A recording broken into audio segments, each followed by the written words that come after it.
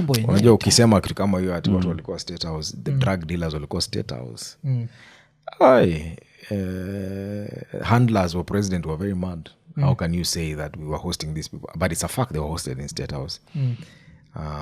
They were given police uniform. We never saw something like that in our lives, where police are told to go, talk up, chased away, and they leave. Now my foreigners. Yes, you can't hand over this thing to Kibaki, Mr. President, and then Mwai akawasikiza, and then akauliza, then what do I do with the people at Uhuru Park? Yeah. Initika watu wako Uhuru Park. We romanticize the army so much, but we forget that these basic freedoms that we have hazitakuwa.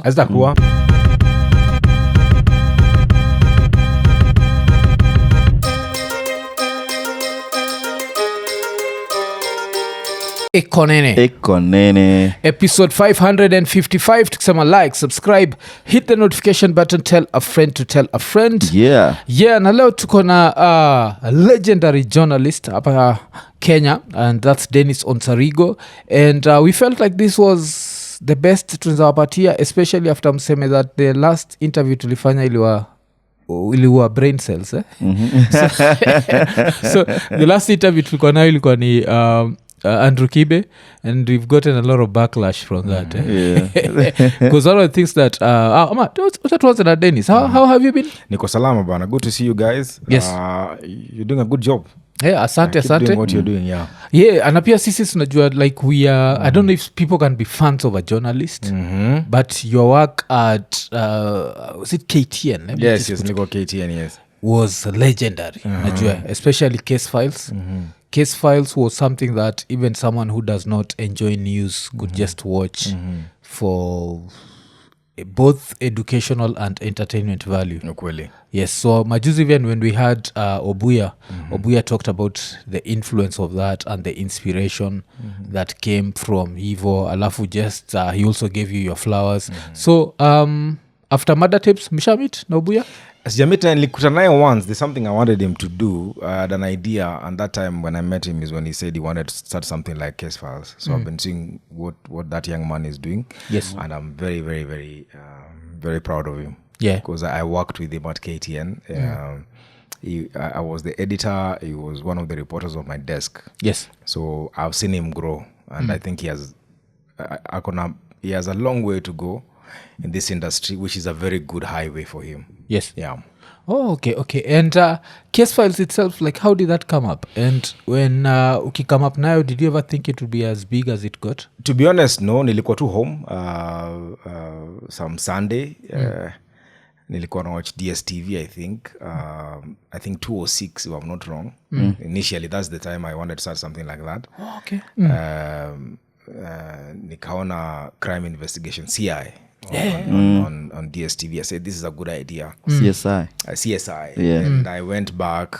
I think it was crime investigation. CI, if I'm not wrong. It's a channel. It's a channel. Yes. It's a channel. Okay. Investigative crime. But exactly. I know it. It's a channel. I think it's crime investigations, if I'm not wrong. Unless it may change over time. So nikaona hiyo kitu nikasema, this is a good thing. But when that time I was working at NTV, went spoke to the bosses, but I think the person on the desk that particular time alikuwa anaona tu news, hakuwa anaona idea. So when I joined KTN, and I realized KTN was of the idea that we can do what we call long form journalism. They said, fine, then bring it on. So tukaanza. First they said we can give you 7 minutes. Ikafika 14, ikakuwa fully fledged. Wakasema, make it 25, make it 30 minutes. So that's how Case Files was born. Yeah. But I didn't see it. I didn't see that it would grow evil. But it has grown. It has outlived me. Nimekuwa outside here for the last, I think, 6 years, but people still think Niko KTN, which is a good thing. Yes. So I think it left a good mark, and I still think it has left a very good mark. Pakasai. Alafu, like some of the interviews, you used to do them at aqua prisons, yes? Yes. Was that ever scary? Huko nagoba mtu anaweza grab tripod? Initially, yes. But unajua, kuna kitu inaitwa groupthink. The moment unatoka kwa society, unaingia mali, it's a controlled place. They reduce you to nobodies. Kama uko jela, we ni mfungwa, there's nothing much you can do. Unaweza chizi tu upige mtu mmoja wawili watatu, but you can only go far. Yes. They can put you in isolation, or they can take you to court again and charge you for something else you have done. But to be honest, wafungwa wana pressure mingi. Mtu wako pale, the only thing is thinking about how do I get out of this place, and can I leave tomorrow, can I leave. Anakuambia niko hapa nimefungwa for 20 years, nimefanya 10. I have 10 to go. To you feel like 10 is a long time, but for them they look forward to living. So haikuwa na pressure sana, but it was scary pia, especially when you interview people who, from the evidence, when you look at the files, unasema indeed this guy did something. Jamaa aliua mtu. And the photos are there. Unajua, good thing about this crime reporting, when you go to court, they give you the raw evidence. Yes. So you look at the scene of crime photos, and if it's a decapitated body, you see it at its initial form. And then they reconstruct it. You know, why is the body is complete until they put all the pieces together. So you can find pieces in places, then they put them together, they take a photo, so they create a whole body. And then, so when you interview someone like that, and you're like, okay, indeed you killed someone, and I'm here interviewing you. And others admit having done it. So initially it was scary, especially ukienda kamiti. But as I went to Naivasha, Shimolatewa, it became a bit easier, and we even became friends with these inmates. Oh, so you're Nini, like kwa hizi prisons, is there any prison that stands out from maybe looking at the prisoners, they look like desperate, ama like the conditions even from the outside ni horrible, ama zote zinafanana tu? Prison ni prison too. I think freedom is better than anything else, to be honest. Yes. Prison hata kikuwa aje si place ungetaka mtu akae. Prison ni prison too. But women prisons are better, because I think at that particular time nikifanya case files, the head of prisons that particular time was a lady. Yes. Who understood what landscaping is, who also understood what having a clean prison looks like. Yes. And even the head of prisons, who is now deceased, I think he also had an idea on how to have better prisons. I don't know how they look now, but the last time I was in one, especially Langata Women's Prison, it was a good place to be in. For an inmate, not for a free person. For an inmate. Yeah. Yes. Yeah, okay. And story kama hizi, especially when the story involves someone in prison, yes? There's always the universal joke that everyone in prison is innocent. Yes. No one committed anything. So what were the steps you used to make sure that by the time you're giving out a story, it's super accurate, it's not stories are job as a prisoner? No, to be honest, it's true. To be honest, you give someone an avenue to give you their side of the story. So you have to balance it. I mean, you have a file, 5, 6, 7 volumes of boxes. You have to go through. So there's evidence, witness, all those things. You go through all these things, police reports, post-mortem reports, and sometimes these things take days. A trial can take 2-3 years. You have to go through all those things, read and read. It will take me like 2 weeks to read one case. Before you sit and now see it's worth a story. And then look at the pieces. And then ukitoka hapo, you look for the families, for the victims of this thing. Unapata watu walikuwa wanakaa Nairobi, huku South Sea, washahama, walitoka Nairobi because the father died, they could not afford to be here. Wamerudi Kisumu. You have to go to Kisumu, look for this family, talk to them. Then finally now you go look for this inmate. Pia ya kupatia side of the story. So sometimes ni avenue tu ya kumpatia to explain what he thinks was wrong about the case. How innocent he was, even indeed he was innocent. So you put it out there. Ours was it's not even a jury. Ours was just to say, this is what we covered, this is what we recorded. The jury's out there. Oh, okay. Alafu, out of all these stories, like, is there one that stands out, either because that person was innocent and ama that person was so guilty ulikuwa scared of them? Wacha tuanze na innocence. Like, is there story ilionaga, it stays with you, but there's nothing you can do about it? Kuna moja, to be honest, not innocent. I mean, it's a victim of circumstance. Now, I think it's something that should be done going forward, especially ukipatikana na simu ya wizi. Yes. na commit murder. Somehow you become a victim. And there's a guy, there's this lady who killed the husband. The husband used to work at KRA, I think. So she killed the husband. She was jailed for 30 years. She appealed. When I went to see her, nikamwambia, madam, vile nimeona file yako. I'm not a lawyer, I'm a journalist. Vile nimeona file yako, I don't think you should appeal this thing. She appealed, she was jailed for life. But there's a guy in that group mwenye I think alinunua simu in the process. Yenye ilihusika kwa hiyo, it was at the scene. So watu walichukua wakaenda wakamuuzia. This guy was also jailed for life. And to be honest, it makes no sense. It doesn't make sense that the only thing that puts you in jail ni simu tu, ulipatikana na simu ya wizi. And unajua polisi hawana time ya kukuuliza kama ulichukua kwa hiyo nyumba ama uliuziwa. It becomes very difficult. In the eyes of the police, you are a suspect. By the time ukipeleka kotini, in the eyes of the judge, ni arbiter tu. Just weigh the evidence, look at your defense, na kama una defense anakufunga. That was very, very sad. So mtu alifungwa jamaa sijui kama aliappeal. I don't know whether he appealed. Alifungwa for life pia. Unajua murder capital ni death sentence, unafungwa tu jail for life. Na life ya Kenya inakuwa life because ni cheketi life. Life haishangi bro. Life ni life. Kenya ni life. Life is life. They were trying to after Kibaki came into power, they wanted to commute people on death penalty into life imprisonment. But now the Supreme Court haikusema life imprisonment inafaa for how long. Yes. That has been a conversation. That has never been. In other countries, life will be 25 years, 20 years, 19 years, developed countries. Yes. But in Africa, this dark continent of ours, I think ukifungwa life ni life. Unless it's ukwe pardon a president, which happens once in a while.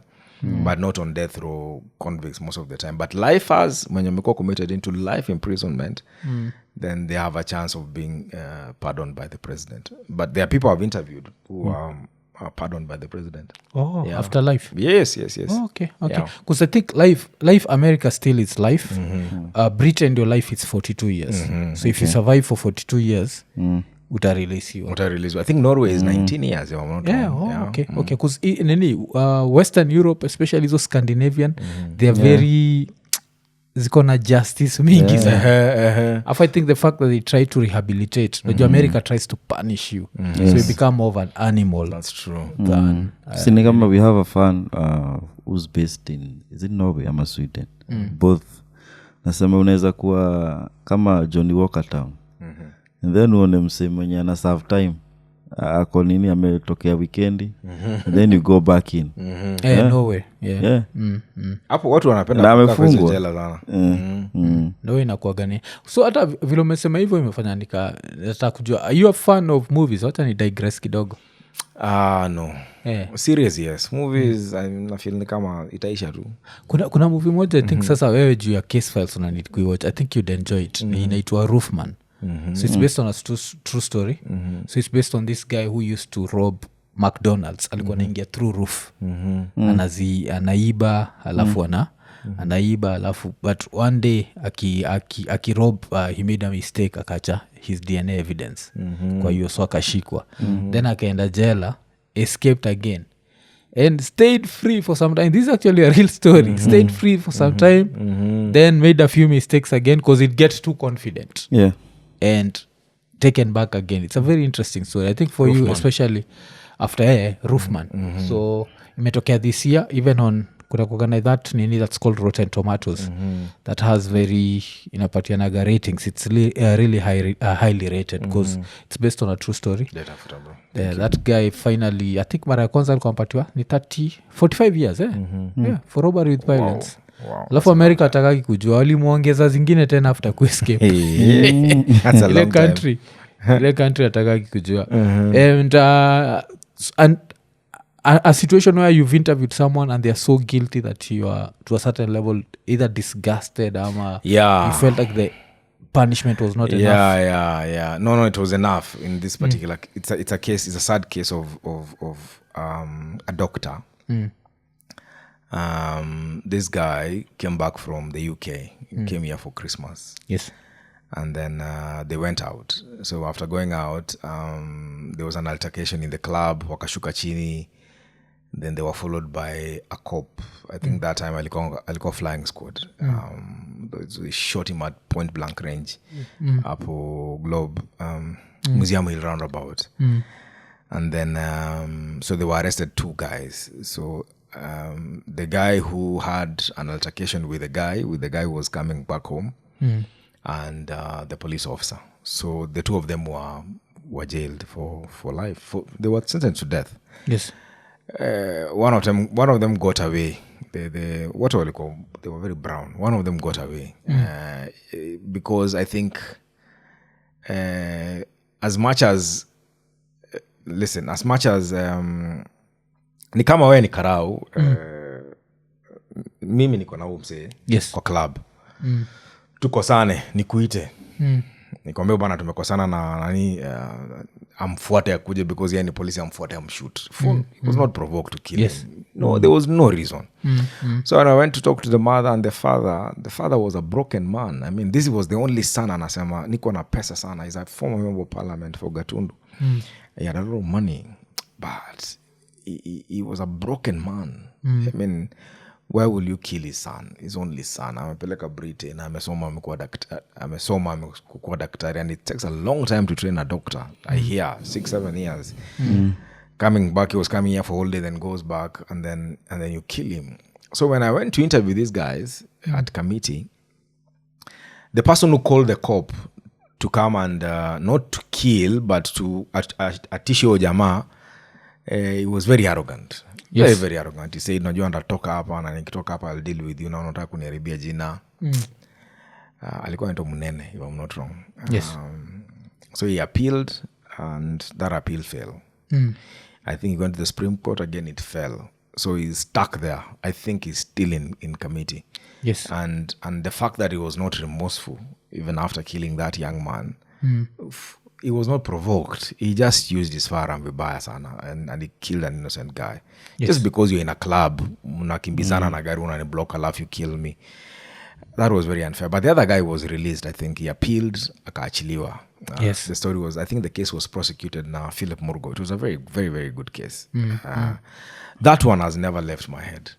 I think kuzata vile umesema, I think because I knew the story. It happened West, Yes, ilikuwa Westlands, yes. West, alafu the suspect was some light-skinned guy. Kabisa. Yes, alikuwa freed. Yes, he was freed. He was freed. Yeah, alikuwa freed. I tried looking for him after that. He's the one who was arrogant. No. The one mwenye alibaki ndani. The cop himself. Alibaki ndani. But I don't know where he is. Maybe alitoka. Who knows, bana? In this country, you never know. In this country. Maybe alitoka. Because I never kept tabs on this. But maybe alitoka. I don't know. Alafu, kwa crime ka you ukiwa like, and this is not as a journalist, but from a human level, who did you feel was more guilty out of these two? Of course, okay, the guy who pulled was super guilty, but did you feel pia kuna a certain level of responsibility for the guy who sent the cop? I agree because he should not have done it. I think he used his position because alikuwa anajua karau, akasema wacha nimuite akufunze adabu. I think so. There's a club, ni club too. Mkiingia kwa club, don't carry guns to a club. Mkiingia kwa club, enda kunywa pombe yenu, nendeni home. Don't throw your weight around. I know someone, I know a cop, I know that's how people get messed up. Do you know who I am? You know exactly. Ukishalewa. So yeah, he was guilty to some extent because kama angeita hiyo karau kijana angekufa. But again, watu wanasema it is what it is. Okay. Hii pia hii swali haikuwa kwa nini uliza tu. But lazima nikuulize nani hii historia evolve, did you ever follow up on it? Niliona kwa TV. I didn't do it. I didn't do it. I think by that time nilikuwa nishatoka. It's story ya Mheshimiwa Babu. Yes. Nilikuwa nishatoka. It happened when you, because I always think like it happened kitambo. Naona kama ni yuko 5 years ago. It's just 5 years, Simbali sana. Okay. Nilikuwa nishatoka. I'm very sure nilikuwa nishatoka. Ningeifanya kama ningekuwa. Na story ka hiyo, like looking at that footage, how did you feel? Like again, bana, ni stories are, I think the personal responsibility, to be honest. Again, it's a sad experience, very, very sad experience. But I think over time, I don't know what what happened to the DJ. I think he lost his voice or something like that. Yeah, he can't walk. He's paralyzed. Yes, so he's on a wheelchair. Actually 2020 January. Juzi tu. Inakanga huko 2017 18. Inaka kitambo. Inaka hata to even think he was already an mp during covid It was very sad. But vile nilisema if you're a licensed gun holder, wacha tu kwa nyumba. na pia ufai kuingia nayo kwa Wacha tu kwa nyumba. Because club ni club. Club ni place ya kunywa pombe na it's an emotional place. very emotional. Na ukikunywa pombe you never know what it does to you. So ina impair but ni sad sana. kuzimi nikumbusha ati ingine pia story nimesoma imehappen this weekend in the US ama at least the past few days that people are arguing kwa club in Florida about how many eggs chicken can lay and the guy who lost went and outside kwa gari akakuja na gun. Jesus Christ. Akashoot watu. Ufiti alikuwa amelewa so he missed but so now he's going to anachajua with attempted murder because he missed but he was trying to shoot people just because walikosana on Eggs. How many eggs chicken can lay? Sikia sasa. Inakuonyesha vile like gun haifai kuwa kwa club. I'm telling you. Alafu pia kwa hizi story kuna kuwa na story za ni ethical dilemma.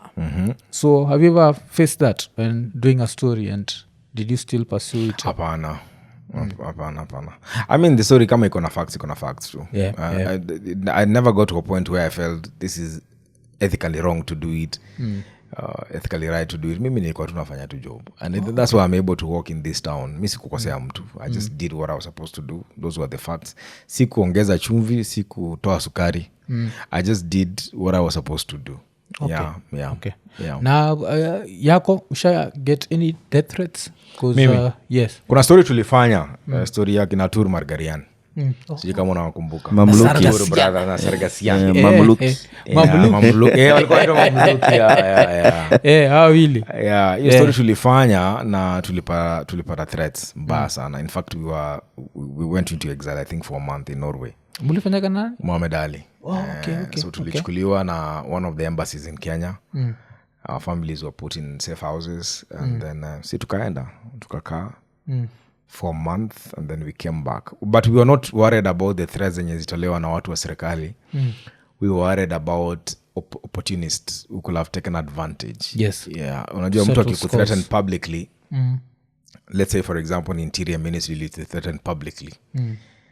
And then someone else out there was a born to grind. Na huyo mtu waziri take advantage the killers and then you have to lay it on him. So that's what we were afraid of. We knew as much as tulipata threats which were credible. Walikuwa nafaa kutuua somewhere at a museum roundabout. Walikuwa naambia mpaka place hata. Tulikuwa tumeambiwa tulikuwa warned by cops that mtauawa. Kenyan cops. Yeah. Insiders too who used to love our job. Yes, okay. Then luckily sasa si tulitolewa. We presented our case. I think the management was very good. KTN management was very good. They approached an embassy. Embassy were for a meeting and then our visas were processed overnight. And we left the country. We were out there for like a month. So mtu snikiwa out aje like cause hiyo pia bado unaweza patikana ukienda JKI. But unajua watu hawezi kukua in plain sight. Ni siku hizi Kenya tu imeharibika, mtu unapiga tu risasi asubuhi ukiangalia. Things people have become very bold in their killings. But kitambo I think kulikuwa na aibu kidogo hata ya kuua mtu. I mean there was some thinking around it. Nowadays when they want to execute it, they execute in plain sight. But walitupangia tu, we left our phones behind and then zikazimwa. Then after like an hour zikaletwa kwa airport tukapatiwa. When we just about to board we left just like that. Okay. Na nilikwambia na historia ya Kenya. Hii simu ni kitu inaitwa simu, kitu ni very dangerous. I don't know whether people understand that. Hii simu ni freedom na pia ni death. Yes. Hii simu, that's what they track you with. Hii simu ni kitu mbaya sana. It's a good form of communication. It's a good gadget. Hata naangalia yangu sahi. But it's a very risky thing pia. So but we were lucky. Nothing happened to us. When we came back, story ilikuwa imepoa kidogo. People in State House were uzuri sasa hatukutaja. We said those guys were in State House. The problem was tulisema that these guys were hosted in State House. Each time State House ilikuwa under ini Uhuru. Kibaki. Ilikuwa time ya Kibaki. Okay. And that was not a very good thing. Yani kitambo unajua ukisema kitu kama hiyo ati watu walikuwa State House, the drug dealers walikuwa State House. Handlers or president were very mad. How can you say that we were hosting these people? But it's a fact, they were hosted in State House. They were given police uniforms, they were given police ranks, they were appointed police officers. What are they doing here? Is it the seizure drugs? Apana. I think now that it's many years later, I think there was a fallout na drug barons. Iyo cocaine ilikuwa ya 2004. I don't know if you remember that. Yeah. Cocaine was here. It has been held somewhere for around 2 years. There was a court case ongoing, but essentially what should have happened, court ingebaki na kama 30 kgs ama 10 kgs. Yes. As evidence, the rest is destroyed. But this one was a very unique case. They didn't want to destroy the entire consignment. They didn't want to destroy it. So ikakaa for a very long time. So there was speculation. Unajua, this is not the first time drugs imepotea from kuna zilipotea Mombasa from a police station. Ashish ilipotea from a police station.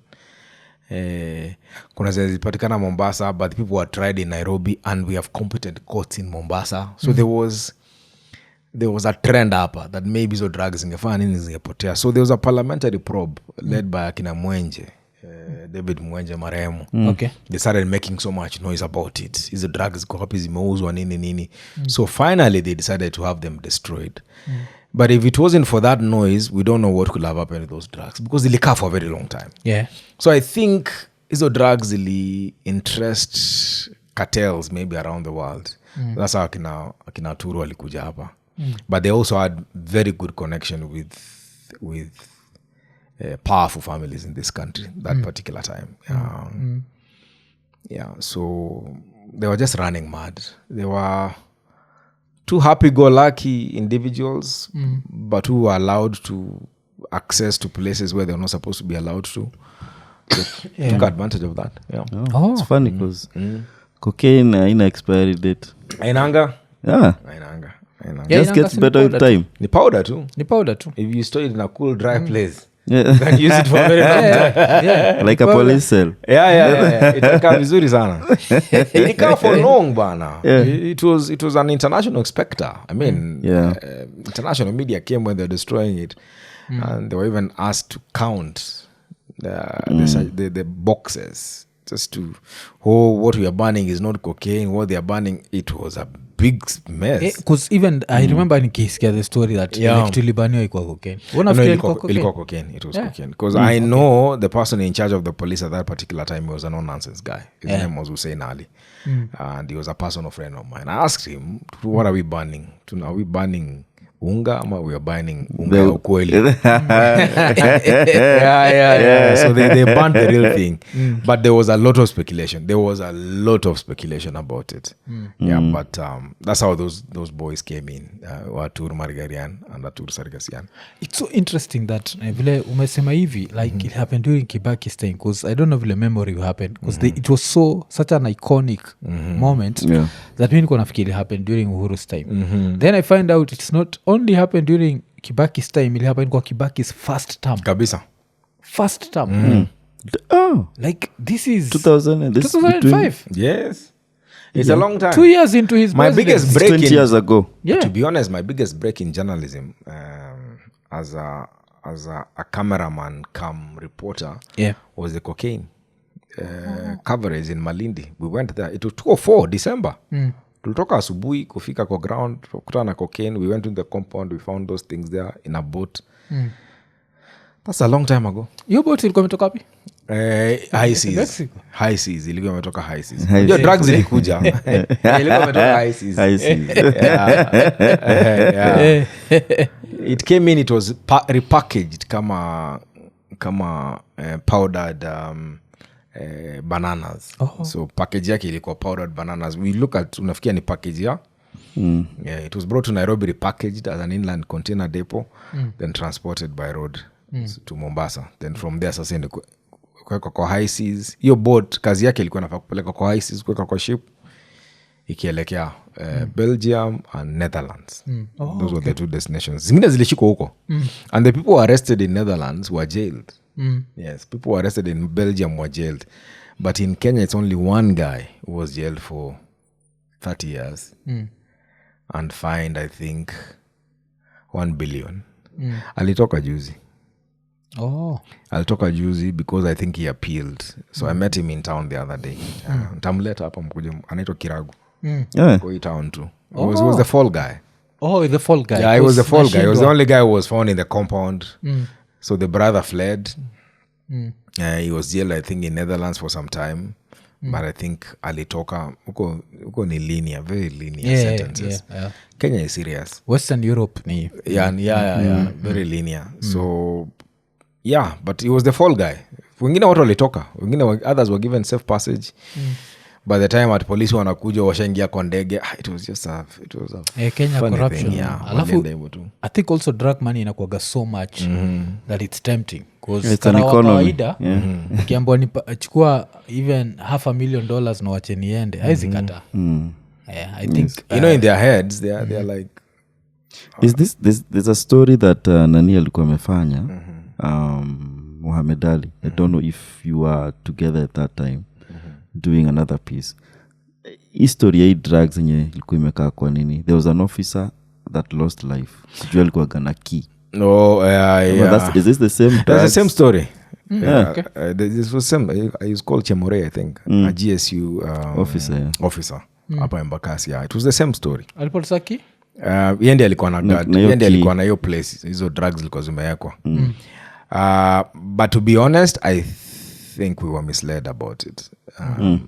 I don't think that guy was... I don't think so.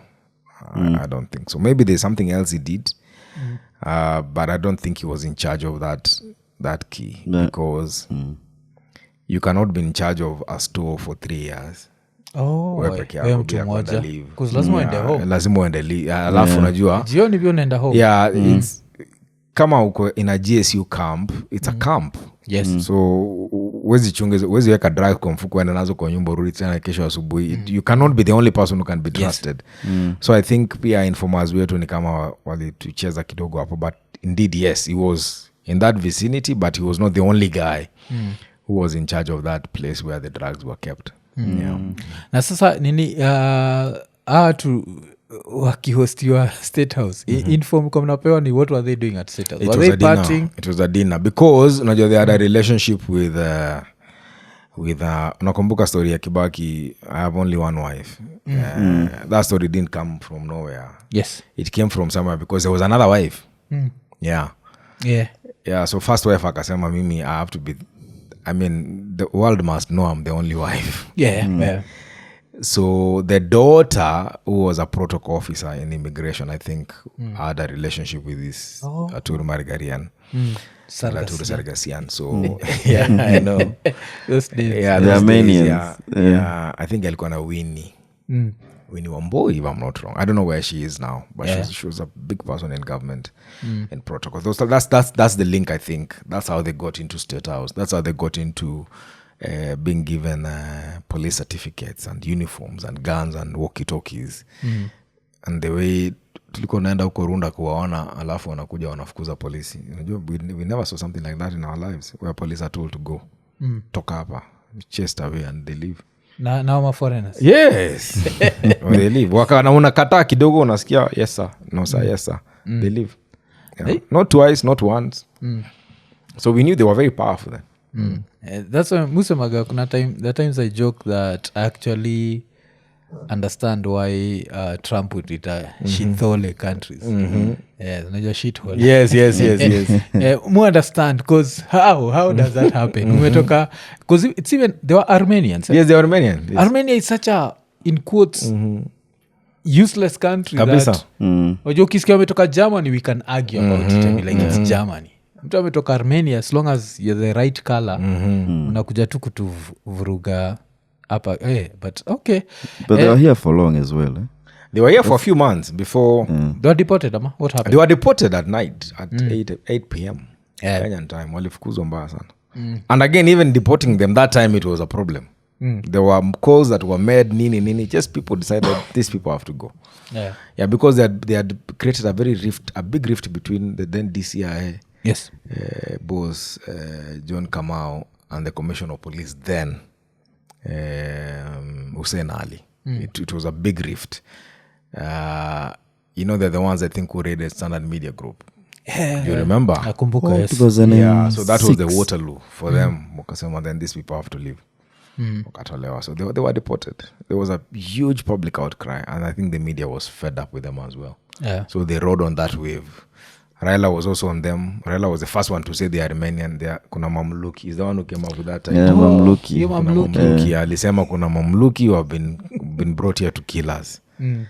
Yeah, that's how the story started. State denied, Nini, and then became a big story. So watu wakasema Raila kuambia baby yako wako na mimba. Nunua diaper. Nunua tu diapers, usiulize. Usikuwe na doubts. So the original thing at you walikuwa wamekuja now for political... Yes, they were assassins. It is Raila who came up with it. It was Raila who first told the country that there are 2 Armenian brothers in this country. And they are here for ulterior motives, and one of the motives to kill opposition politicians. Yeah. Kwa nini nafikiria nini history huremember nani kindly hivo Kibaki?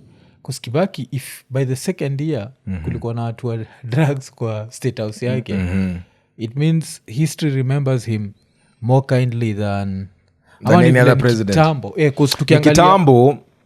Ni kitambo, lakini pia he was lucky because he was a transitional president. Yes. After 202 elections, ni kama tulikuwa unatoka jela. As a country, we just crossed and we forgave him for so many missteps. So that's why I think he's remembered. And then he did something with the economy, according to people. But I think, to be honest, and I want this to go on record, I feel Kibaki was the worst president ever. Why? In terms of after 2007, before 2007, I think Kibaki had the mandate from the people to govern this country. Yes. Huge mandate. Most popularly elected president Ever, yes. But he abused that. Privilege, and he divided us and we have never recovered. We will never recover. Because by the time tunaenda elections in 2007, we were divided so much as a country. Yes. We became aware that I'm Luo, you are Kisii, you are Luya, you are... Especially after 2005, after referendum yake kuanguka, Kibaki became something else. I mean, and his ministers Kibaki decided to run a regional government, a central Kenya government, where he put everyone from his community in power and everyone else was kicked out. So by the time tunafika 2007, he had managed to isolate an entire community against the rest of the Kenyans, and that was a very bad thing. So we never recovered from there. We never recovered. Kuja 2013, you have another government in place again. Again, it was not the government we wanted as a country. So perpetually, over the years, we eroded what we had built on. I wish Kibaki will have just retired in 2007 after losing an election. Or he should have said, I can't be part of this contested election. Because people died for Kibaki to become president. Yes. The man died. Yeah. I think you're nini, because sata nilikuwa nataka to connect Kibaki na Samia Suluhu. Because a lot of people jam na mimi sana. Nikisema that Kibaki, even when TZ looks at Kenya, they look at Kibaki. Where you don't win an election, but you use maximum violence.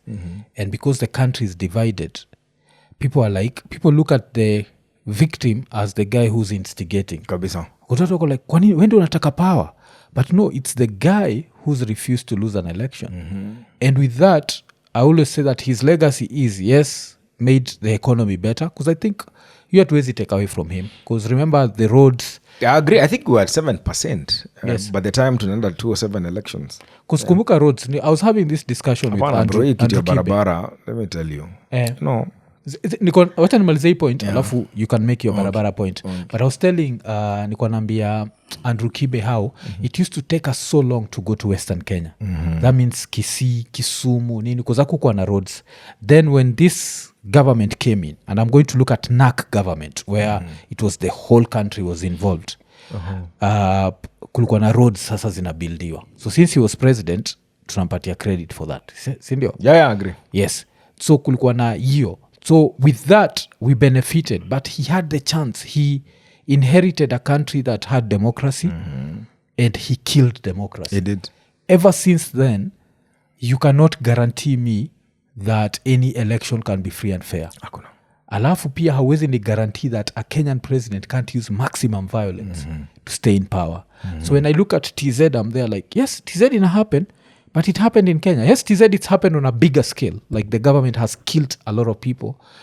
But it happened here, and this is how Tanzania learned that you can just can say actually no, do it. Yeah. you can actually do it, and that's his legacy.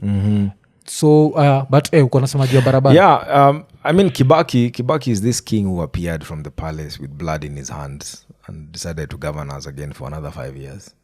And again, in his second term as president, Kibaki was laid back, and I think because of he was weighed down by the blood of the people he supervised for them to be killed. Mimi, to be very honest, everything he did was negated because of that bloodbath. I mean, he didn't have to be sworn in at night at 5 p.m. in the evening. He killed democracy. We were the most hopeful country in 202. Yes. He used to even arrest cops. Yeah, there was citizens arrest. Yeah, he was 11, so ajui. Alikuwa 11 years old. 11, it was serious, bro. I see the handover of power, but hizi vitu zingine za it was bad. citizen arrest I'm coming. It was there. Run up the elections. We were united. Run up the election, this country was speaking in one voice. To a point where when Moi are here, I mean, I was talking to Cyrus Jirongo, you should call him here one of these fine days. Okay. When they were in State House, and then Moi is sitting there, and then his handlers wanamwambia president, let's hand over this thing to the generals. Generals are sitting there, they're not saying anything. Kina Salikos Gay were there. You can't hand over this thing to Kibaki, Mr. President. And then Moi akawasikiza, and then akauliza, then what do I do with the people at Uhuru Park? Oh. Yeah. Initika watu wako Uhuru Park. Yes, what do I do with the people at Uhuru Park? Yeah. Call Jirongo. It's on record, and he said he's writing a book. He told me. Okay. So that didn't happen. So Moi, in fact, he came alone. I was at Uhuru Park. That time I was working in Mwenge House. He looked very... Yeah, that time I was working under Kibaki's campaign team as a media guy, as an intern media guy, by the way. Sorry for another day. I'm not very young. Yeah, that's what it means. I'm not very young. Nilikuwa college, nilikuwa hapa Kenya Institute of Mass Communication. Unajua kujilinda. Yeah, no. Konene, nimeinterrupt show kukuremind juu ya Lemfi. Kama uko US ama Canada na unataka kutuma do Kenya, register kwa Lemfi ukitumia promo code EKONENE. Hii itakuguarantee $20 cashback on your first $100 transaction. Alafu pia time una register, make sure umetick the 2 check boxes za notifications ndio ukireceive info about amazing offers through newsletters. Na pia usijali, Lemfi hawatumagi hizi letters za, yani unajua like ma messages za kipumbavu. Pia usisahau, every time una transact $50 and above una earn points. Na the more una transact, the more points you earn, and you can redeem them as cash ile time unatuma pesa. Alafu pia kitu nanibamba kabisa ni saizi ukitumia Lemfi mzabaki umelipa pay bills na till numbers directly. That means mzabaki umehandle bills za maparo wako ukiwa hizo maside za States ama maside za Canada. Alafu pia we mwenyewe as a Lemfi user baki umetafuta ile button imeandikwa get USD $20, ubaki umeinvite mabeste zako, na ukiinvite mabeste zako on their first $100 transaction unapata pesa ngapi? $20 cashback. So unangoja nini? Baki umechangamka, ingia Lemfi. Lemfi, international payments for everyone. Ekonene. Ni prayers na hydrating. Yeah. Na hydrating. Sasa stories za barabara. Walai, let me tell you, I think we have been used to mediocrity for a very long time. Yeah. That mtu akitujengea barabara, we feel ametusaidia sana. The work of a government is to build roads. Bare minimum. Yes. The work of a government is to give us shelter and security. Bare minimum. Yani, atufai kuuliza serikali inafaa because we pay taxes to government. But because tumekuwa socialized to believe that government will gift us a road, government will gift us water, mtu akifanya tunaona it's such a big deal, and it's our money. Ni pesa yetu wanatumia kutujengea barabara, ni pesa yetu wanatumia kujenga SGR. So yes, Kibaki tried to expand this country. When you expand a country, infrastructure wise, then you're opening up many spaces for people to trade. Movement means people can trade better. Movement means people can get government services closer to them, which is fine. But it came at a cost then, because now the elections were contested. So after 2007 tunavuka 2008, we had a highly fractured government to a point where we had to come up with a coalition government of sorts, a bloated coalition government, so that people can feel represented in this government, because kura zao zikuhesabika vizuri. They feel they were robbed, so we had to have a prime minister and two deputies. Two deputies, the biggest government at 40 ministers, surely, at the expense of what? A stolen election. Kibaki angekubali tu ikitu imeenda, it is contested. Then either we go for a repeat election, but because the forces were so strong, there's nothing he could do about it, because he was asked, akasema mimi nilimwambiwa nimeshinda kura, I was sworn in. He could have done something. I think Sukataga kufanya watu, like, people have to take responsibility. He was not a child. You see, as a child can say I was forced. As an adult, you just need to look at the people. Like, these people elected you 5 years before. They loved you. And they elected you as Kenyans. You had a chance of uniting Kenya, and you built a tribal government. And that's his legacy. Najua ile, and alafu kitu sad ni Uhuru came and continued with the tribal government thing. Yes. Najua, but now we have to go back to Kibaki. Uhuru could justify it and say he was not elected by all tribes. Kibaki alielectiwa, like, kila mtu alielect Kibaki. Kabisa. So for him to have felt like he needed to reward a tribe was one of those things, Mr. You understand. Like the country that I saw in 2002, the president that I saw being inaugurated and what he ended up being, like, in 2 years, he was one of the most hated. Just because akukwa na internet. I think that's the advantage he has. That's true. That Ruto has internet. Hakuna. Kibaki alikuwa anachukiwa at some point. And I think with time, when you die, people sanitize you. Yeah, the way they did with Moi. Yes. So amekama kakua sanitized. But it's interesting what you say, that, there are people who were Akina Salikos gay were telling Moi to not give hand over power. Yes, and I'm sure Kibaki, he was aware of this, because Jokowa president-elect, you have access to information. Of course. So it's funny now, 5 years later, he's been told not to hand over power. Pia nikawa suluhu. I'm very sure, ndugu zangu, I'm very sure that at some point someone must have sat with Suluhu akamwambia, Madam President, you are not going to win this. And if you're going to win this thing, then it's going to be bloodshed. And their handlers who are there telling her, we will fix it for you. Watch a tweak it, we will fix it for you. And they fixed by killing so many people. It's like the videos coming from Tanzania, because you 2007 and niko sure you learn a lot of footage za Kenya. I feel like TZ it's worse. You come to government killings, not tribal, but like government. I think the saddest thing about Tanzania is that during this age of information age, they are not present. It's very, very, very sad. Because I've seen the videos and I don't know what conversation is ongoing in Tanzania. I feel like Tanzania is North Korea. We don't understand what is going on in that country, to be honest, at the moment. Because if you look at the videos, it is exactly what happened to us in 2007. Yes. Exactly. But I think on a larger scale, I think so many people died in Tanzania. So many people died in Tanzania. Yeah. But in the fullness of time, maybe the numbers will be known. But I hear now there is the president has called for dialogue or something. But sasa na dialogue na nani na Tundulisi kwa jela. See, they'll just craft an opposition too. Free Barnabas. Free Barnabas. I don't know, but I don't think Tanzania will never be the same again. It won't be the same again. Because I watched certain videos. It's the most disturbing one I've seen. Ni someone shot in the mortuary. Did you see it? No, I didn't see it. So kuna mortuary. But I just saw bodies.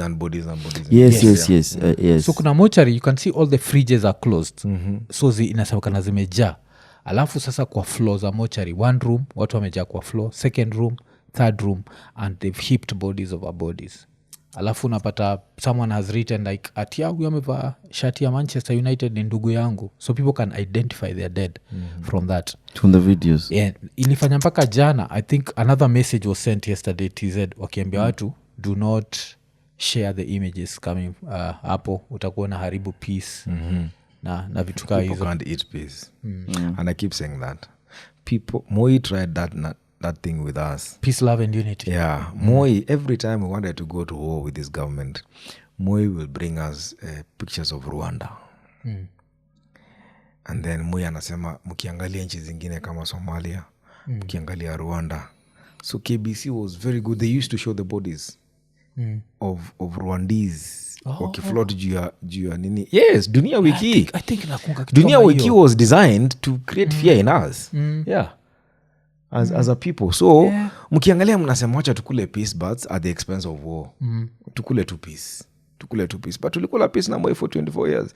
I mean, if Moi let merit run a country, tungekuwa very far. I mean, we can't keep on experimenting with this country. We are not here forever. We can't keep on experimenting na hii kitu inaitwa governance. Yes. Moi came, put his cronies, hata wengine wajasoma, head of government, head of I don't know where, nini. Because they were loyal. Yeah, because they were loyal. Yeah, he rewarded loyalty. People just destroyed institutions. Moi destroyed institutions. He destroyed anything called an institution. The only thing that has remained standing up until now in this country is the armed forces. Yeah. It has remained the most loyal and one that is merit-based. Merit-wise. If there is a group of people who I think value this country, is Kenya's armed forces. Yeah. Not the police. Kenya's armed forces, Kenya Defense Forces. That's what I'm talking about. Not the police. Not the police, because the police has become a tool of a government in power. But over the years, I think 2010 Constitution tried to cure it by bringing in the National Police Oversight Authority, IPOA. Bringing in the one that was being led by Kavuludi, I can't remember the name, which was supposed to be in charge of transfers, nini. Guy pia kashikishwa handball. He was implicated in some corruption story. Yes. Uhuru stood up and said, we cannot wait for a board to decide how police are going to be transferred. So when a president speaks like that, then you kill an entire institution that is supposed to oversight the police. So you study the National Police Service Commission. Yes, National Police Service Commission. Yes. Where is it now? It's a pale shadow of its past. So, and it was supposed to cure. And then hata katiba ilisema for president to give instructions to the police, then he should write to the Minister of Interior in written. There are no verbal conversations. You write to him so that records reflect that you told the Interior Minister ama the IG to go kill people. Yeah.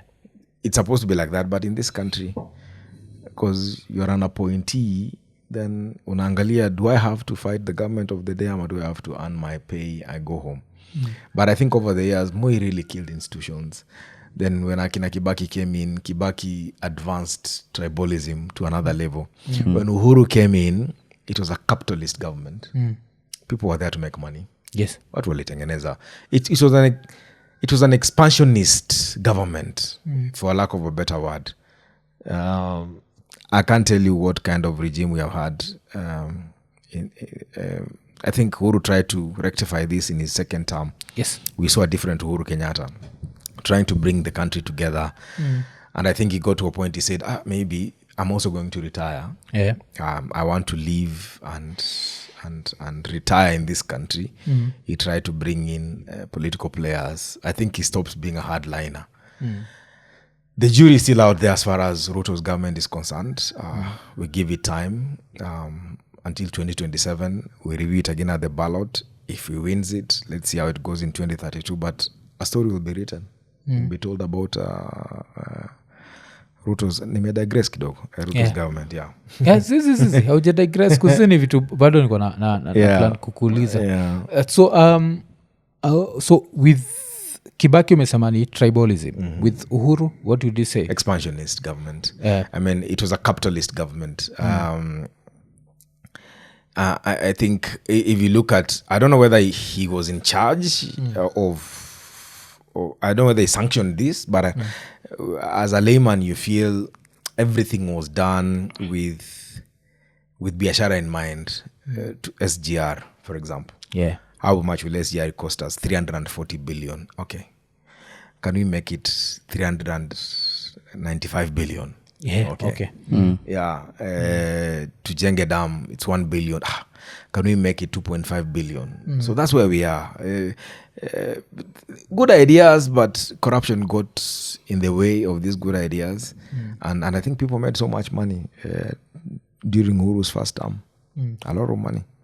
They were coming from Kibaki's government where there was no money. They came in Uhuru's government where there was a lot of money. So it was budgeted corruption, I think. Tengeneza budget but with money in mind. Tengeneza budget lakini yetu ni ngapi hapo? Yetu ni ngapi hapo? And you remember the many zeros that there was a budget that was red and there was typo. Yeah, typo. That was not a typo. That was Uhuru. Yeah, that was Uhuru's time. That was not a typo. Yes, alikuwa minister. Alikuwa minister for finance. Yeah. For finance, yes. So, but typing, but I think in his second term, give him his flowers. I think Uhuru tried to bring the country together, and he had mellowed over time. I started seeing this other side of Uhuru Kenyatta, which was approachable, which was loving for a leader like I him, think for a prince. Kesi ilikuwa imecollapse pia by your time. Yeah, ilikuwa imecollapse pia. Ile kesi ya ICC. Yeah, exactly. Kesi ya ICC pia. KCC pia ilishtua kila mtu. Yeah, but that's the country we are in. Ruto, as much as the jury is out, to be honest, what William Ruto has done as president, as a candidate before becoming president, William brought out this serious political consciousness that has never existed in this country. This is the most politically conscious season under William Ruto's regime. Why do I say that? Because there's no time in this country we have ever sat in a room as a family, as friends, as Mama Mboga, as all those, to debate about a finance bill. It has never happened. Yes. It has never happened. Because sisi tulikuwa nasoma tunangoja budget imesomwa, tunangoja briefcase. It was very, even for older people, even for my father, alikuwa anasema okay, leo nana amesoma nini na nini amesoma, Davadi ndiye amesoma finance, amesoma budget. Nini imeongezeka, bia imeongeza, sukari imerudi chini, nini. Those were the conversations. But this one, Ruto's regime has brought about some serious political consciousness where even the poorest of the poor feel they have a say in this government. Yes. Feel they have a say on how things should be run. So it is a curse and a blessing. A blessing because it propelled them into power. Yes. But now umekutana na watu kwa nyumba, your house iko na white carpet, wametoka kwa village, wamevaa viatu ziko na matope, they don't understand kwa nini waambiwa watoe viatu. They don't understand why utaki wakule ugali na mkono. Because wamekuja Nairobi hapana. That's where we are politically. Yeah. There is some serious political consciousness in this country that if we don't cure it, it's going to be a problem. It's going to be a problem because, I mean, these hustlers, these mamambogas actually believe they made William president. So we must have a conversation with them. Lazima waongeleshe hapa mbele awambie, you made me president and this is what I promised to do for you. I've done ABC for you. Yeah, if he doesn't have that conversation with them, then it's going to be very difficult to run a good campaign for him. But he's an orator. Let's see how it goes. But as I said, the jury is still out there. Let's give it time. I think the consciousness, Nini, the people now, we're more keen on things like finance, the budget and stuff like that. Ilikuwa ni taxation. So mse aliingia immediately the first things alianza kufanya ni kutax watu. So watu wako like, now okay, umeanza kututax hivi. This was a bottom up something, sindio? But sasa we felt like sisi ndio tunaanza kuumia.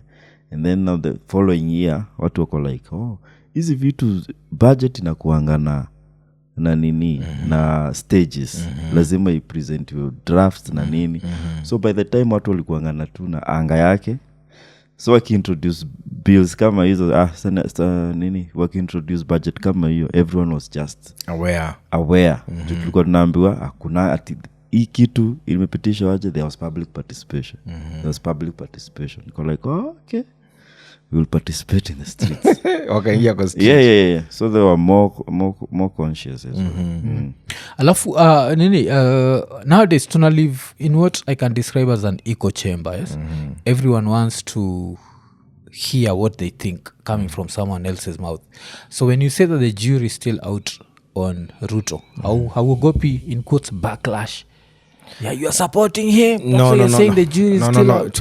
That's what I said. Even I did a long tweet about the same some time back, and people were saying, unatafuta kazi kwa serikali unafanya nini, but it's a fact.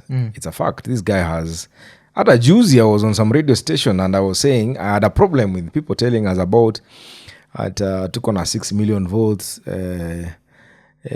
Tuko na 2.5 sisi kama Wakamba, Wakisii tuko na 1.1. Sasa I'm from Kisii, of course. Yes. But those are just political leaders talking. Where are the people?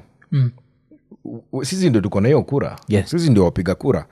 So I have a problem with that. But when I say something like that, people will say, you want to support Ruto because Baba supported Ruto. Hapana. It's a fact that we still have 2 years with this guy in power.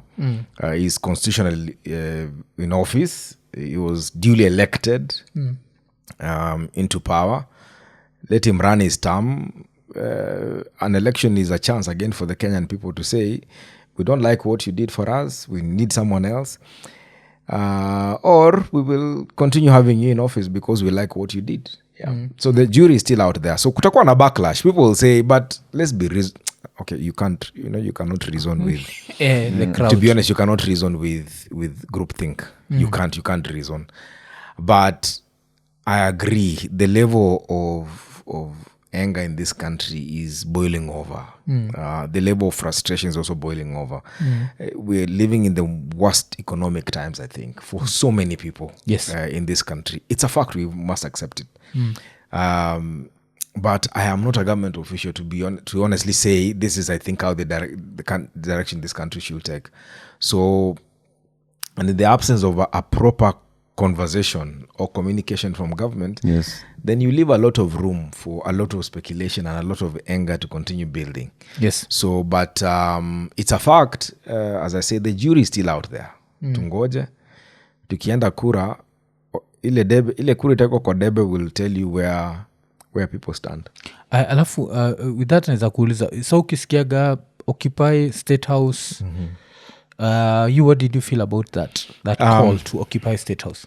Two things. One, it's historical for me because I remember in 2017 wakati tuliibiwa kura yetu, and I love it now that when Baba has died is when people are saying, oh indeed yenyewe ukweli mzee aliibiwa kura yake. So but it's too little too late. But in 2017 wakati tuliibiwa kura yetu, there was a repeat election and Uhuru was running against himself, to be honest. Uhuru ran against himself. I don't know why people can't remember this. Yeah. And he had, I think, 90-something% of the vote. October 8th. Yeah. He ran against himself. Na Ruto. Some nondescript hiyo time pia Ekuru alikuwa. Ekuru Okoth. He was the only politician who ran against him. Yes. And I have a bone to pick with Ekuru Okoth, but we always meet at Cedars. If I say it here, anazaniletea shida. But I have a very low opinion of such politicians. But again, what was I trying to say? In 2017, kura yetu imechukuliwa, then there's a repeat election. I remember I sat with mzee, nikamwambia mzee mimi, let us not go into this election.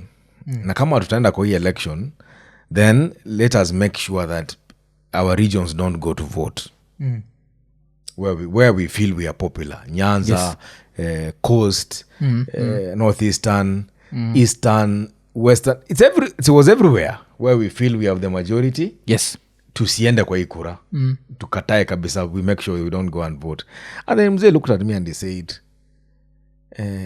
and what if this country bans? What are we going to do about it? Yeah. So Occupy State House is a good idea. But to stick napo kidogo yeah. So hii sasa ni ile the decision to now deciding not to run. exactly. Okay. Yeah. Not to run. So we were saying there will be no elections. No, we are not going to take part in the elections, but there will be no elections. So it was confusing even for the media. What do you guys mean? That hakutakuwa na election. Mzee is not going to run, but there will be no election. Then what does that mean? So it was we were just playing that psychological game with the media, with the people as well. But Mzee said, guys, there will be an election. So sisi we have made our point. Tulibiwa kura yetu. Supreme Court has nullified this election. It was a sham. It's a fact. No one believed that we said our election has been stolen, but we've been vindicated by the Supreme Court. If Uhuru wants to run against himself, let him go run against himself. But sisi hardliners wake damoto kwa mwili tuko nasema tusiende election. We make it very legitimate for him to run a country that he only garners support from some 2-3 regions. And then, that thing took like 5 days. And he was running against himself for like 5 days just to try and balance the figures because the numbers were not there. Yeah. So he didn't run. So because at that particular time we felt, let's fight. Yes. Tupigane hii kitu Kenya tugawane nchi tuone what we can do. But to be honest, as you grow old and you have children and you have responsibilities, you start looking at life differently. Mimi have a problem with our generation now. And I know itasema vile itasema, but it's a fact. When you want to go into war, a political war, you have to be prepared. You can't do it from your house. Yes. You can't do it from social media and TikTok. You can't. You have to organize because you're running against a government. You have to organize yourselves. And I mean, people organize themselves to capture power. Yes. Power is never given to you. You It's have to taken. organize yourself to capture power. So you must have a conversation about how you're going to capture that power. So it's a good idea to say, let's occupy State House. But again, as Raila used to tell me, you can be the architect of a revolution, but you might not be the beneficiary of that revolution. Hawezi kuwa beneficiary. Yeah, because ni chaos. Most of the time, beneficiaries of revolutions nakwanga ni army. People had nothing to do with that revolution, but now they're stepping in because they have firepower. Now they tell you we will sit on these seats for 6 years for a transition. They became strongmen, and then you find yourself in a worse place. But when people have been so oppressed for a very long time, kuna watu wanasema afadhali kutupea army, but we don't understand the implications of kupatia army kitu. Do you know you right now una sound like a broken record ile ina turn from voice yangu to voice yako. I've been telling people that we romanticize the army so much, but we forget that these basic freedoms that we have hazitakuwa. You won't even be able to do your TikTok challenge. You can't do it. So wanafikiria that Ruto is, because even vile ulisema juu the jury is out. I always tell people that the jury is out on if Ruto is the worst president, because you as a journalist, you've seen a lot of deaths by governments. Right now, can you say confidently that this is the worst government he come to killing citizens? No. Imagine, let me tell you, Kibaki presided over, I think, the killing of more than wachana post-election violence. You can say that particular time he was a candidate. It was a transitional thing. But the run-up to 2007 elections, there was systematic extrajudicial killings of suspected Mungiki members. When the widows stood up, wangeja Uhuru Park of people they lost in the process. Why? Because these young men wanted to support Raila Odinga in 2007 from Central Kenya. But because they were quote-unquote Mungiki, as much as bad as Mungiki was, there was a political twist to it. And people suffered a lot. People suffered a lot. So I think extrajudicial killings under Kibaki, my God, you need to write a book. You need the highest number of people have died under any regime. I think it was during Kibaki's time, to be honest. And I have nothing against the good old Kibaki. Kitu moja musamaga, like when I look at TZ, because when I was looking at Samia, I was there like, this is Kibaki. Because election, there's something about power, and it pushes you to oversee things that you'd never do in a rational whatever. So kuna hiyo, so unajua ukiambia mtu hivo, they think you're supporting Ruto. I'm there like, I'm not supporting Ruto, I'm just telling you, I can never say confidently that this is the worst that has ever happened. The same way I can't say confidently that what is happening in Tanzania can never happen in Kenya. What is asema hiyo? After seeing all this violence tushaona kwa all these elections, can you say that what is happening in Tanzania can never happen in Kenya, that the government can never kill so many of us? It will happen. I mean, power is fleeting, and power is dark. Power is very dark. Power is a dark place to be in for the powerful. Yeah, they, you know, in 2022, after 2022 elections, there's someone in government who was saying, and I can say this authoritatively, they said, I think they killed around 27 people. No, 67 people after 2022 election. In 2017, someone from government was saying, because there were fears. I mean, we have killed so many people after elections. The people died. Yes, a lot. Baby Pendo died in 2017. Yeah. Even children, you know, walikuwa nashutiwa hapa Imaradaima hapa kwa nyumba, mtoto 7-9 year old amepigwa risasi. And then someone said, wacha wapigwe risasi ndio it brings iwaletee uoga so that they stop. So at kill a few more so that people are afraid. There's that mentality. Kill a few more so that people get afraid to come out and go and protest. So that now the conversation is not on the streets, in the house. Your father is telling you, oh, you don't have to go out there. Yeah, usikufe. So then we are numbed into acceptance. We are beaten into submission. So we are not able to do anything out of that. So, I mean, Tanzania is not the worst. Governments kill to survive. Governments kill to stay in power. And it's sanctioned. Yeah, so nimekuwa nikinini, so it's good inatoka kwako, especially military. I always feel nasikiaga mjinga yuko like, hiyo siku tungetoa Ruto military chukue. I'm like, are you stupid? You'd never have to leave the house again. Like, it's going to be such a different country. Economy ita collapse, first of all. Like, so many lives will be destroyed just because you elected someone and you're not happy with your decision. Stay with your decision for the next 5 years. That is it. Kaini hapo tu. Yeah, maybe personally I can say, I mean, we had a good candidate in the name of Raila Odinga. I wish they gave him a chance. And the people who are crying most now voted against Raila Odinga. So tukule ujeuri yetu tu mpaka 2027.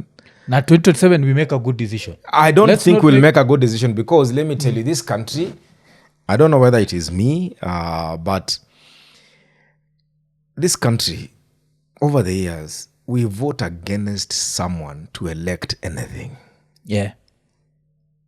I mean, naona sura yako nasema, wewe siwezi kupigia kura. Acha niupigie huyu mwingine.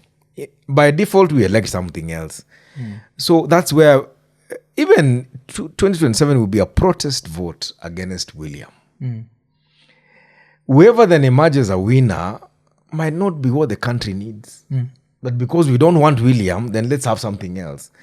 Ama because sisi wenye tulipigia Raila kura because we want to punish the people voted for William, we'll want to vote him in again so that we teach you a lesson when you pigia William kura. It's crazy. Yeah, I've heard that. But that's where the country is at the moment. Yeah, because there's no rush. We don't rationalize these things. We emotionalize. Yeah. It's emotional based. Tutawafunza adabu. Unafunza mtu adabu aje who will handshake someone in the next 2 or 3 years. Alafu, yeah, because nini, tukimalizia history ya military, I don't know kama umekuwa na any inside information of what's happening in Burkina Faso, because I think Burkina Faso is what has romanticized military rule hapa Kenya.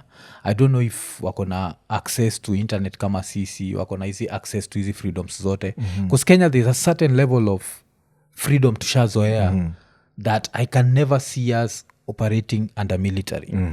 Yeah, I think kustumezoyaga, this is a country, I can speak my mind, I can run my business vile nataka.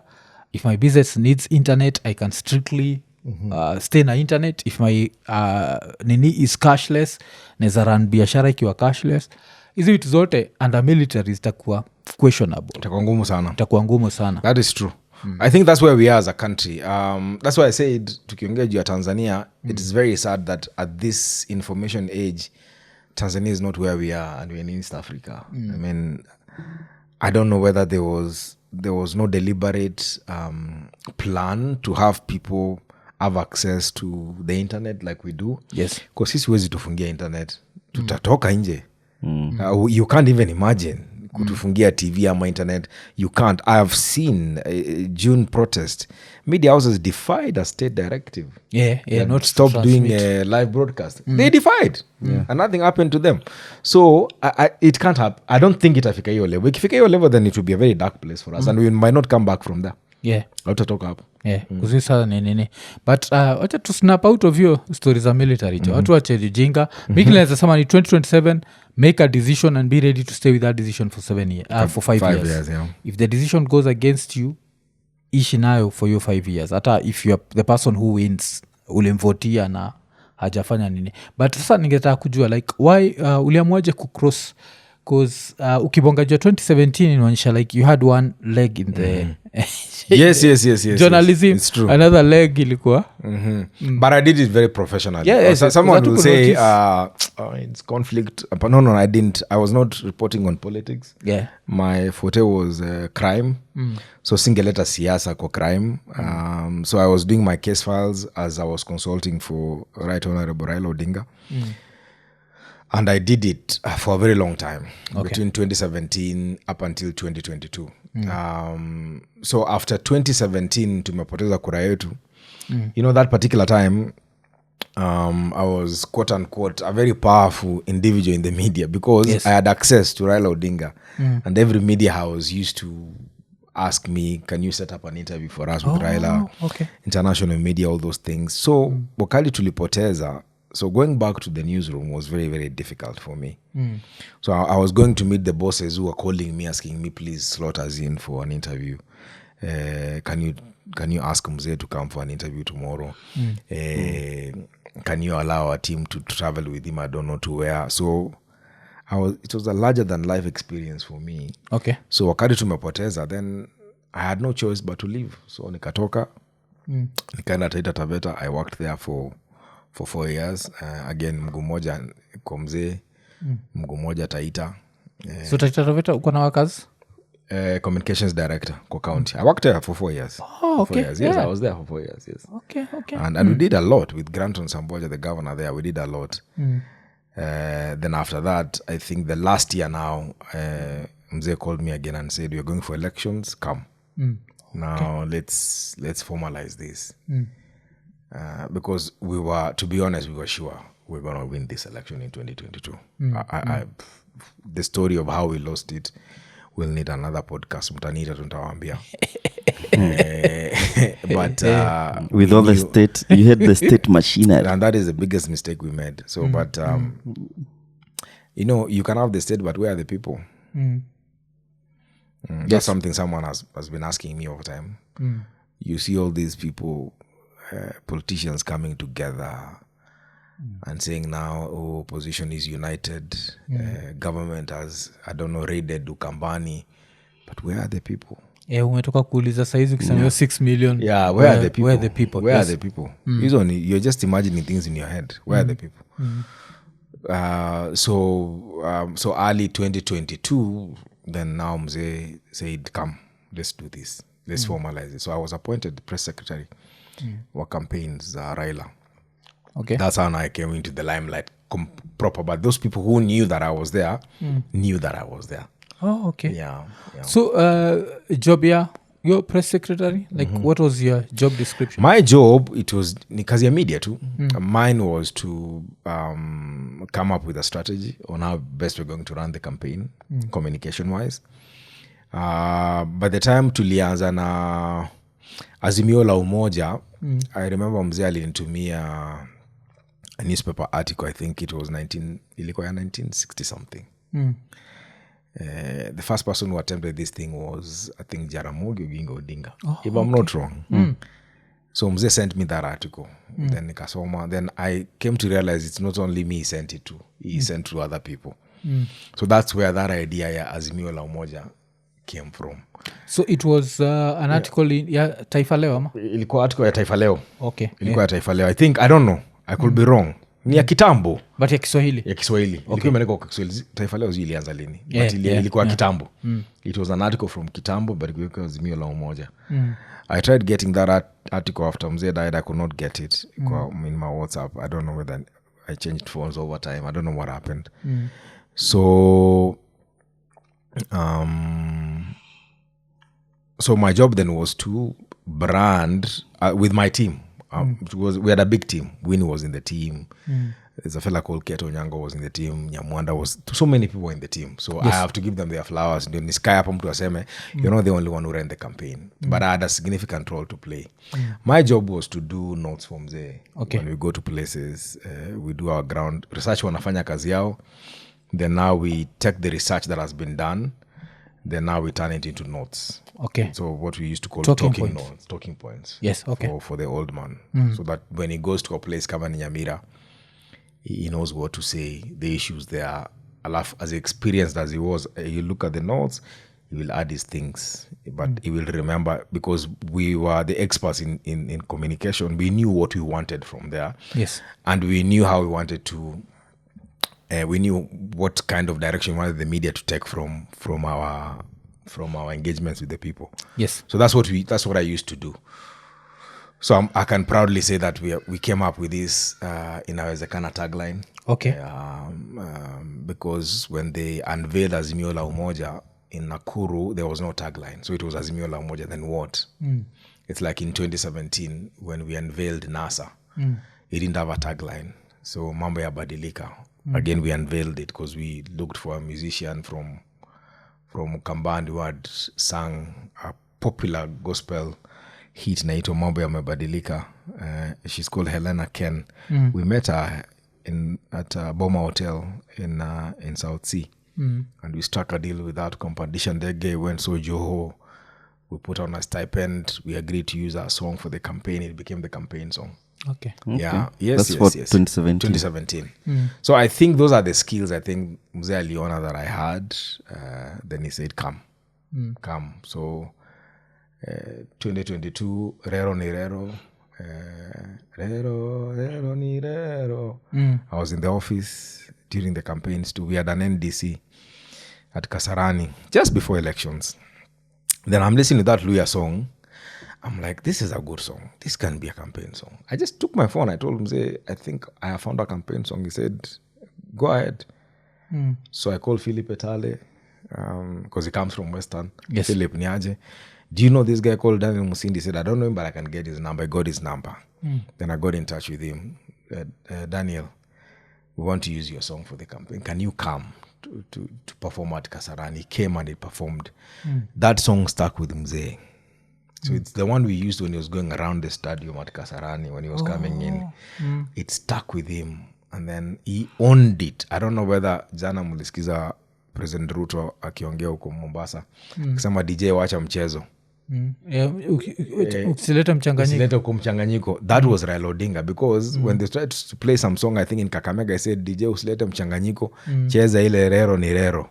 Oh, because he knew he had owned it. You were wondering what that was. Yes, I was not getting the joke. Yeah. Because you were wondering why. Yeah. Yes, I had Winnie used Winnie say it, and then nikasikia Ruto akisema. So me in my mind nikajiambia Ruto ameisema juu Winnie alisema. Oh. But it's because of... It was because of Mzee. So, and then now, because Winnie pia she's bright. I mean, she said, then let's turn this entire song into a production.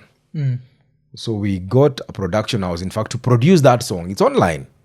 It was produced. Cameras, Nini, everything. Mzee came, we powdered him. Akaingia hapo, we dressed him up. And then now we unveiled the song as the campaign song. Msindi called me the other day, said he has produced another song. Ya kusema kwa Eric Mzee. I have the song with me. I've not shared it with anyone. Okay. But also it's an act of timing. The time will come when we can release it. But that's how I got myself in that space. So then my job was to coordinate media, local and international. My job was also media relations as well. I had so many friends in media. I come from the media industry. Yes. My job was to try and align Mzee and, of course, sell our agenda, our Azimio la Umoja agenda to the Kenyan people. That's what I was doing. And how's Raila as a person? Because sisi tuko tunamuona from far. So majuzi I remember I was talking and I was telling people that I came to realize something. I was always in Nairobi, but I've never been in a place ile Raila yuko. Are you serious? Yes. Na nimekuwa Nairobi life yangu yote. The funny thing, I'll even go for a saying, out of all presidents, do you know the only president nishaikuwa around here? Ni Ruto peke yake. Are you serious? Yes, and I've been okay. na Ruto haikuwa in Kenya, nijitulipata na place ingine. Somehow I always stay away from place politics in happen, because you know the chaos that can happen, the what. I think Siendagi hizi inaugurations. Kibaki muona Ulimuona kwa TV? Yes, alikuja kulaunch live.